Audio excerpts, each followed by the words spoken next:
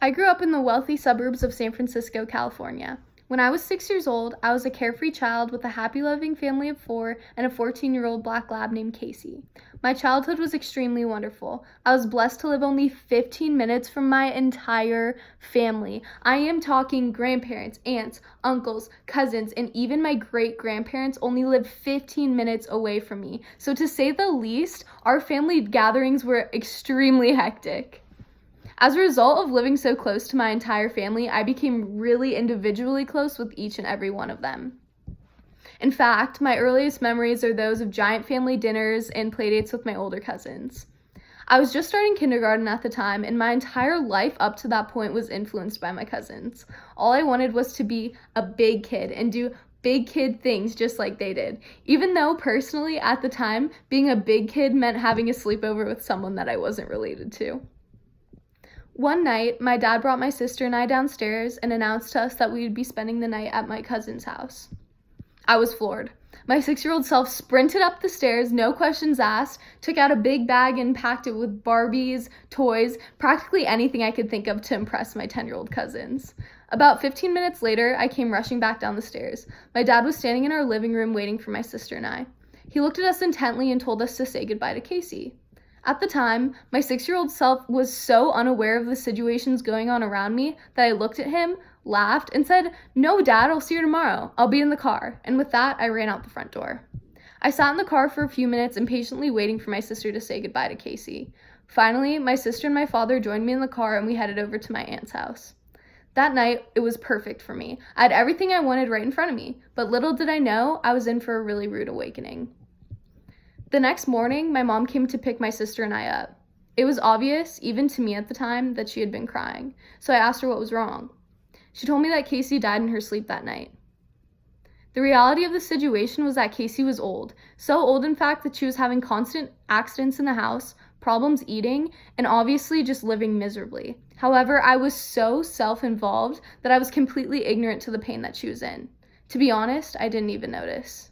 The truth was that Casey didn't die in her sleep. My parents put her down that night. My father let me walk out of the house that day knowing that I wouldn't see her the day after, but he still let me go. The first 6 years of my life, Casey was my other sister. Her death was hard enough as is. However, the fact that I let my own selfishness keep me from saying my final goodbyes to her broke my heart.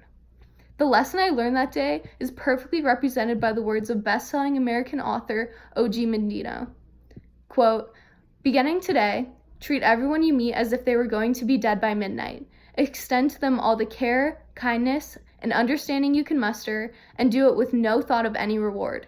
Your life will never be the same again." End quote. My experience with Casey's death taught me not only how fragile life is, but the importance of empathy. As I grew older, I learned how detrimental it was for me to learn such a valuable lesson at such a young age.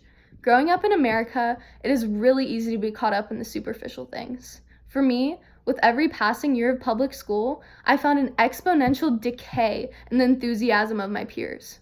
As children, we ran around the playground whispering our dreams about being astronauts, actors, zookeepers, princesses, just to name a few of my own dreams. However, as we grew up in such a media-dependent culture, our dreams are morphed to fit the popular opinion of success. There is an overwhelming sense of inferiority when we look at the lives of other people.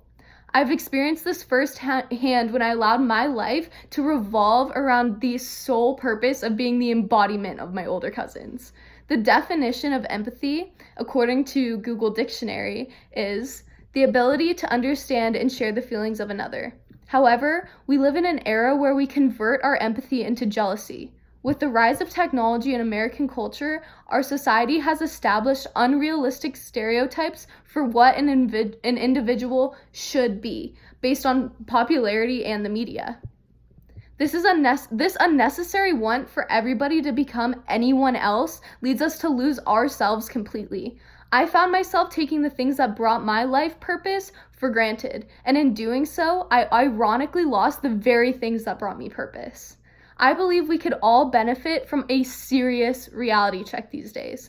Taking a step back to appreciate the things we already have could greatly benefit us all, not only individually, but as a society. If each and every single day we wake up happy, appreciative of the fact that we opened our eyes today, we can make the world a far better place. Thank you.